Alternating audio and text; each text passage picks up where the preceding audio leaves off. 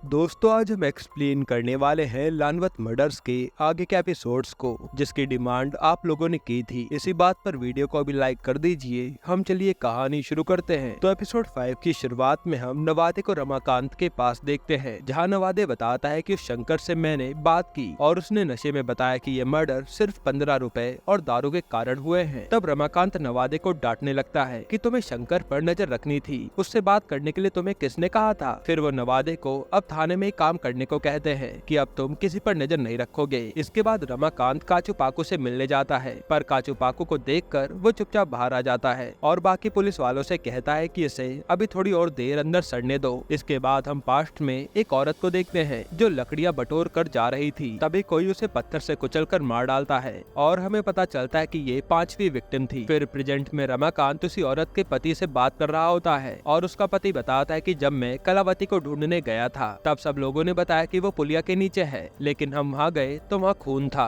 पर मेरी बीवी नहीं थी। उसके बाद कलावती हमें इसी मंदिर के पास मिली थी। फिर वो आदमी कहता है कि शायद मेरी बीवी पर किसी देवी का प्रकोप हुआ है, क्योंकि मैंने मन्नत मांगी थी कि हम हर सोमवार पर बकरा काटेंगे, लेकिन पैसा न होने के कारण हम बकरा काट नहीं पाए और मन्नत फालतू व्यर्थ हो गई, इसलिए मेरी बीवी देवी के प्रकोप से मारी गई। जो सुनकर रमाकांत उस पर भड़क जाता है कि ये सब फालतू की बातें मत करो, लेकिन वो आदमी तो उल्टा रमाकांत को सुनाकर चला जाता है।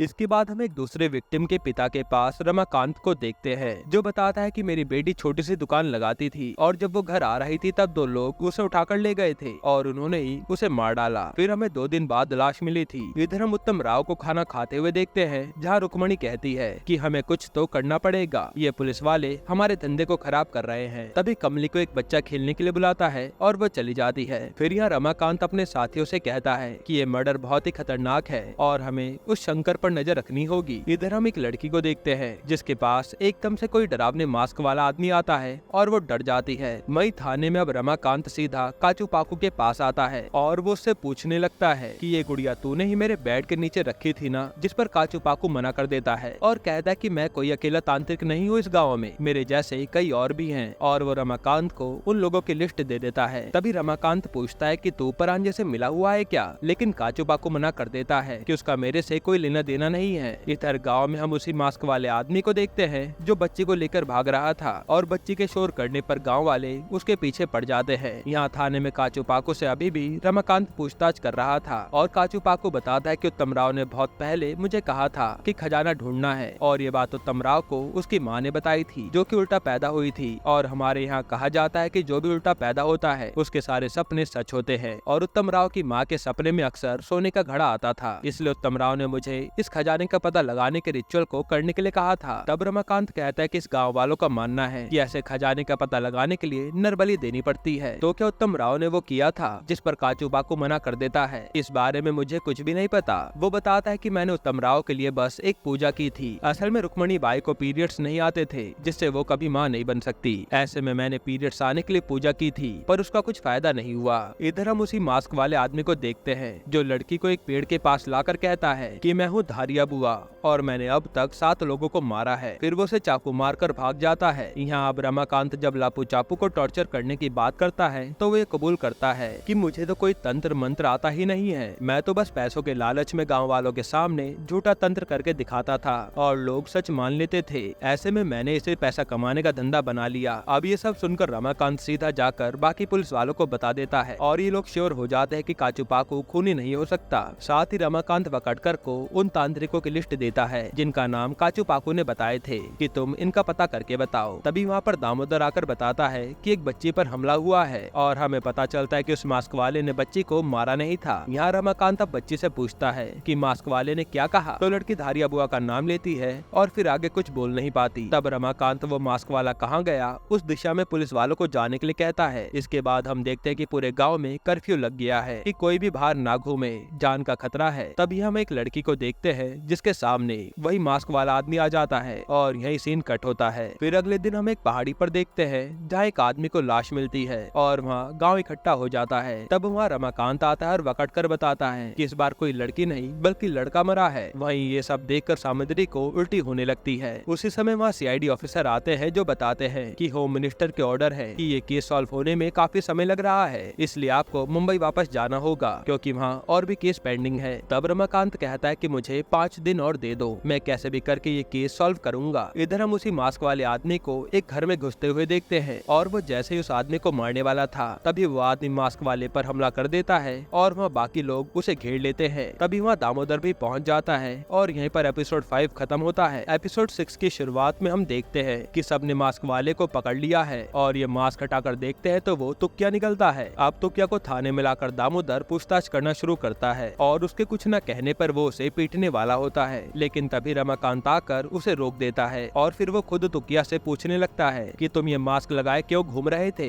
तब भी तुक्या कुछ नहीं बोलता और रमाकांत चुपचाप चला जाता है। इधर एक कांस्टेबल लड़के को लेकर आता है कि इसने कल ही अपने भाई की मिसिंग कंप्लेन लिखवाई थी और यहाँ वो लड़का देखकर पहचान लेता है कि ये तो उसका भाई कोंडिया है जो मारा जा चुका है और ये देखकर वो लड़का बुरी तरह रोने लगता है। इधर रमाकांत नवादे को बुलाता है और कहता है कि तुम फिर से जाओ और उस शंकर से सच उगलवाओ चाहे जैसे। वहीं दामोदर कोंडिया के भाई से पूछता है कि तेरी माँ कहाँ है और वो बताता है कि वो तो जेल में है, जो सावित्री बाई के साथ काम करती थी जिनका नाम शेषा बाई है। तब दामोदर को याद आता है कि इसने तो दारू की भट्टी का इल्जाम अपने सर पर लिया था। फिर वो लड़का बताता है कि मैंने कोंडिया को आखिरी बार सावित्री बाई के पास देखा था और सीन फ्लैशबैक में जाता है जहाँ सावित्री कोंडिया पर भड़क रही थी कि तेरे कारण मेरी बकरी गायब हो गई, अब तो ही उसे कैसे भी ढूंढ के ला। और कोंडिया रोता हुआ बकरी ढूंढने चला जाता है। तभी प्रेजेंट में वहाँ पर कोंडिया का मामा आता है और कांस्टेबल दामोदर को बताता है कि ये तो तमराव का सबसे खास आदमी है और यहाँ दामोदर को शक होने लगता है कि जरूर कुछ तो गड़बड़ है। इधर थाने में वो टीचर आ जाती है कि आप लोगों ने तुक्या को फालतू में बंद रखा है। तब रमाकांत उससे बात करता है और सब कुछ बताता है। ये सुनकर टीचर कहती है कि मैं एक बार बात करके देखूं, क्या पता वो शायद मुझे कुछ बता दे। तब रमाकांत उसे परमिशन दे देता है, साथ ही वो उसे चिट्ठी भी देता है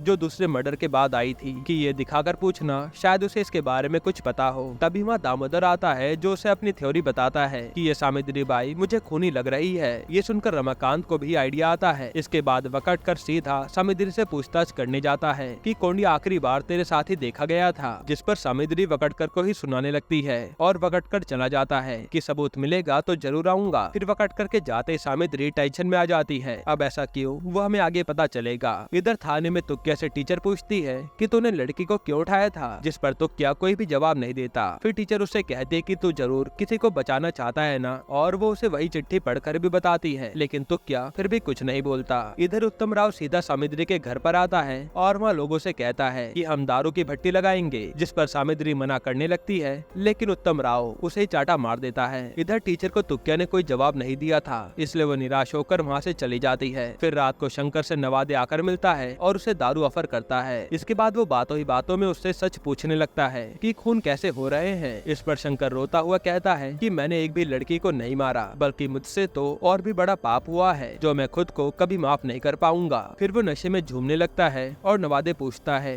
कि ये खून कर कौन रहा है, जिस पर शंकर नशे में कहता है कि ये उस गणपत से पूछो। ये कहकर वो सो जाता है। इसके बाद ये बात आकर नवादे सीधा रमाकांत को बताता है कि वो किसी गणपत का नाम ले रहा था और हो सकता है कि ये दूसरे गांव का गणपत साल्वे हो। फिर अगले दिन वकटकर सीधा गणपत साल्वे के घर पहुंच जाता है, जहां उसकी बीवी कहती कि वो तो काफी समय से गायब है, मुझे तो पता भी नहीं है कि वो जिंदा है भी या नहीं। जो सुनकर वकटकर वहाँ से चला जाता है। इसके बाद रात को रमाकांत जब कुछ काम कर रहा था तभी उसके पास दामोदर आकर बताता है कि कोंडिया के खून के बारे में पक्की खबर मिली है और ये दोनों चले जाते हैं। फिर एक जगह एक आदमी बताता है कि सर, मेरे पास कोंडिया की मौत का गवाह है, जो कि एक बच्चा निकलता है। और यहीं पर एपिसोड 6 खत्म होता है। एपिसोड 7 की शुरुआत में दामोदर उसी बच्चे को बड़े प्यार से समझा रहा था कि जो भी आपने देखा हो वो बता दो, कोई डरने वाली बात नहीं है। वही रमाकांत एक पुलिस वाले से पूछता है कि तुम्हें ये लड़का कहाँ से मिल गया, तो वो बताता है कि जिस दिन कोंडिया की लाश मिली थी तब मैंने सावित्री बाई को इस लड़के से कहते हुए सुना था कि चाहे कुछ भी हो जाए किसी को कुछ मत बताना,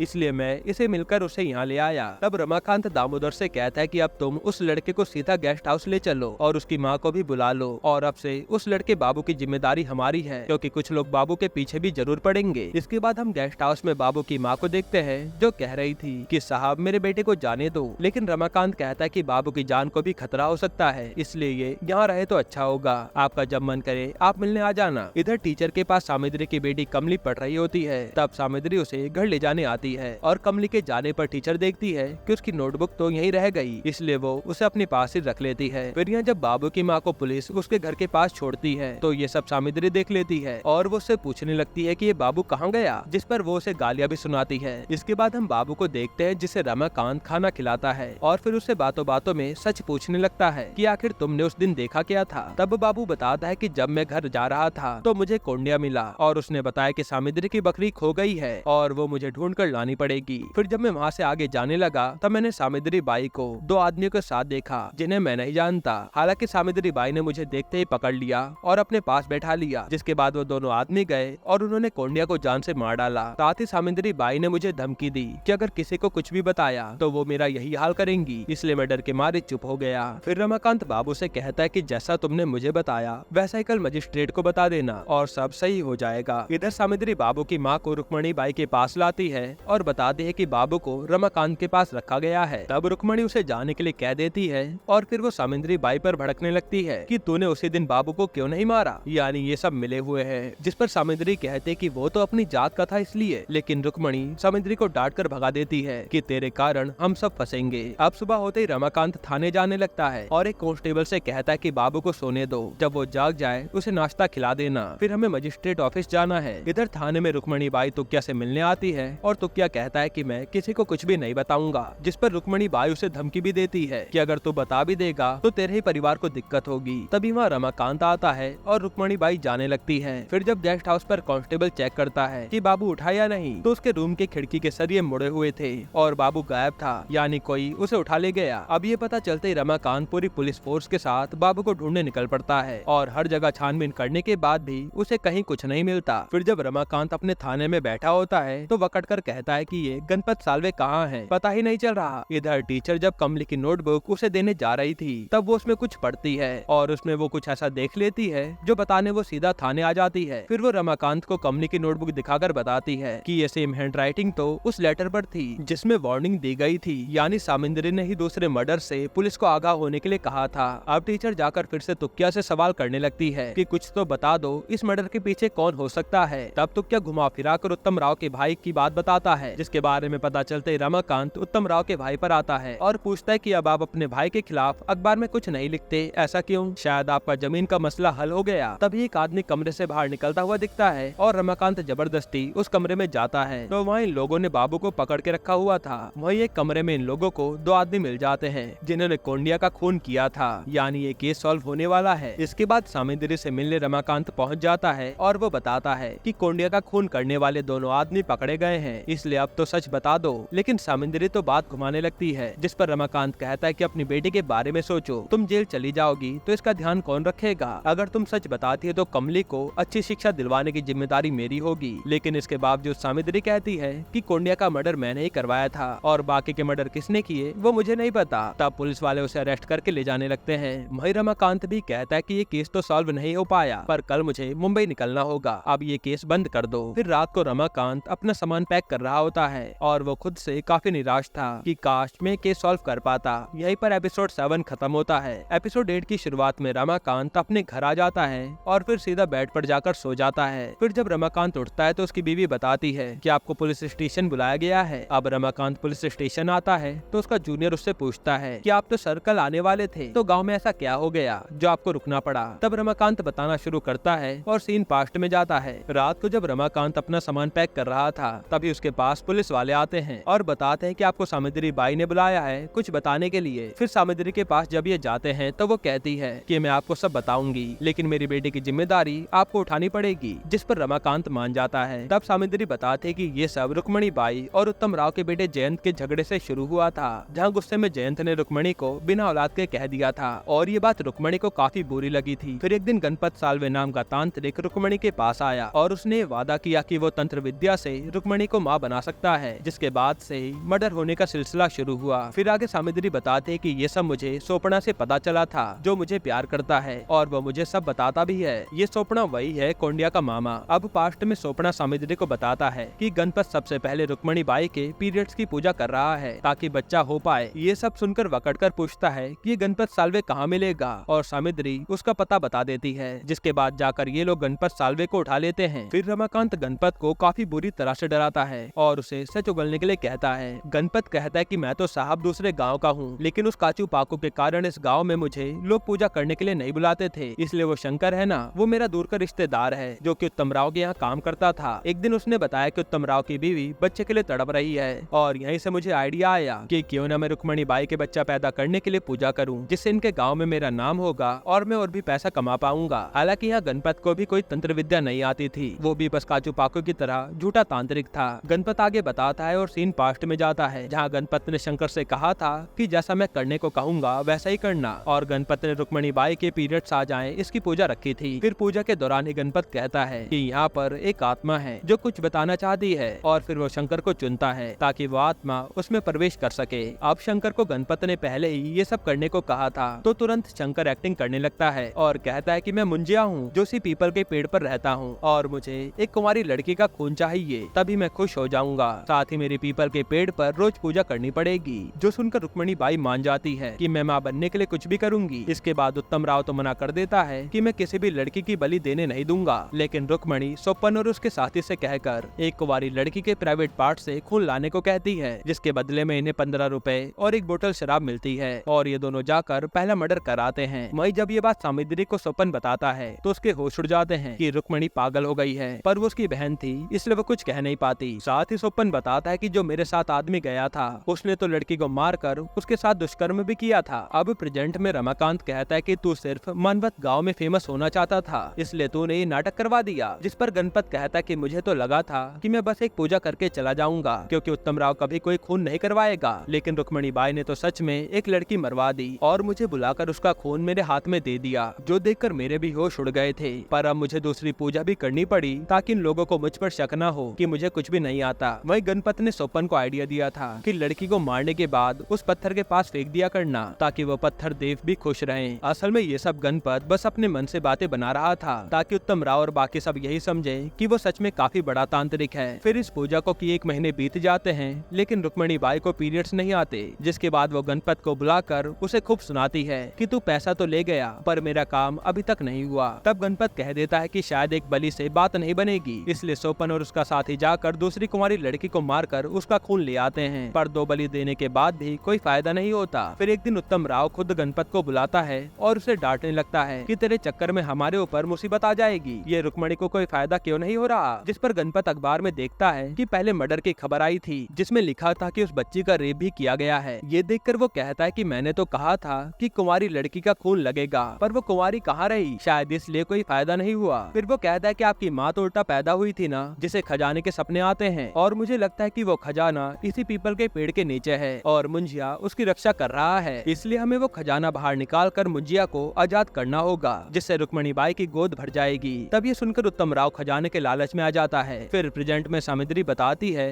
कि वहाँ गणपत ने कहा था कि अब हमें 11 औरतों की बलि देनी होगी, जिससे खजाना भी मिल जाएगा और मुंजिया भी खुश हो जाएगा। जिसके बाद मैंने वो खत पुलिस को भेजा था ताकि वो जांच करके कत्ल को रोक सके, पर उस परांजे ने कोई एक्शन नहीं लिया और खजाने और बच्चे की चाह में उत्तम राव ने औरतों को भी मरवाना शुरू कर दिया। इसके बाद रमाकांत सीधा गणपत पे आता है कि जब तूने पहले कत्ल देख लिया था तो उसे रोका क्यों नहीं। जिस पर गणपत कहता है कि मुझे तो बस पैसा चाहिए था, क्योंकि मेरी बेटी बीमार रहती है, बाकी लोगों की जान से मुझे क्या मतलब। फिर रमाकांत पूछता है कि तुमने चौथे मर्डर में विक्टिम की गर्दन क्यों कटवा दी थी। जिस पर गणपत कहता है कि जब कोई फायदा नहीं हो रहा था पूजा का, तो मैं एक कदम और आगे बढ़ गया और चौथी औरत की गर्दन को लाकर पेड़ के आगे पूजा करने का ढोंग किया, जिससे उत्तम राव ने मुझे और भी पैसे दिए। उसे लगा कि जल्द ही उसका काम हो जाएगा। ये सुनते ही पकड़ कर गणपत के चाटा लगा देता है कि तू कितना गिरा हुआ आदमी है, और रमाकांत पूछता है कि फिर क्या हुआ। जिस पर गणपत बताता है कि जब चौथे मर्डर के बाद उत्तम राव रुक्मणी को पुलिस ने पकड़ लिया तो मैं तो जाकर छुप गया, लेकिन इसके बावजूद 3 मर्डर और हो गए। अब वो किसने करवाए ये मुझे नहीं पता। इसके बाद रमाकांत सामिद्री से जाकर आगे मर्डर के बारे में पूछता है, जिस पर वो बताते हैं कि जब पुलिस ने उत्तम राव और मेरी दीदी को जेल में डाला तो रुक्मणी ने सामिद्री से कहा